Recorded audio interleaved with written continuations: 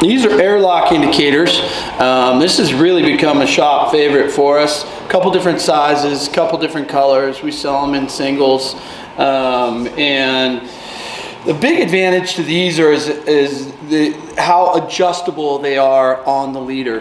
And the reason why we use these the most is just the ease of use, the floatability of them. And I'm going to start with the big one. Again, I'm going to use this as this is our leader. We've got a fly line on this side of things. This is a standard 9-foot leader that we would be using on our lakes. It basically has a threaded black nut that I just dropped, and you don't want to do that on the river. Then it also has an O-ring right there, and basically all we're going to do is we're going to drop, and there's a slit in that black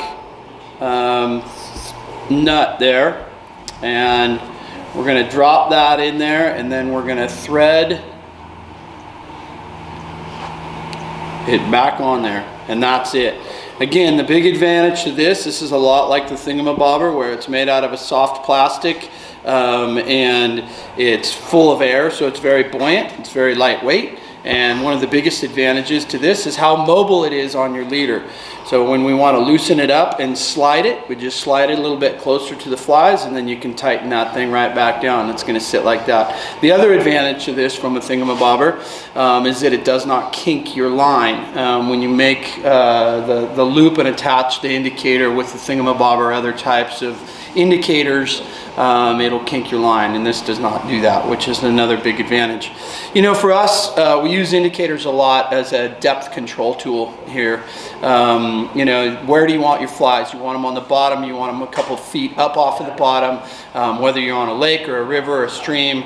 An indicator really is a depth control tool. It keeps your flies right where you want them to be and where you think the fish are going to be the most active.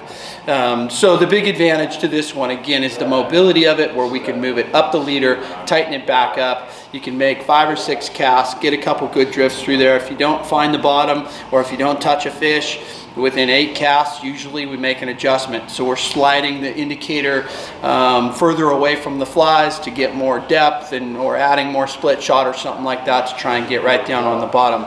So this has very quickly become one of the shop favorites because of its mobility on your leader, and we use them as, like I said, a depth control tool.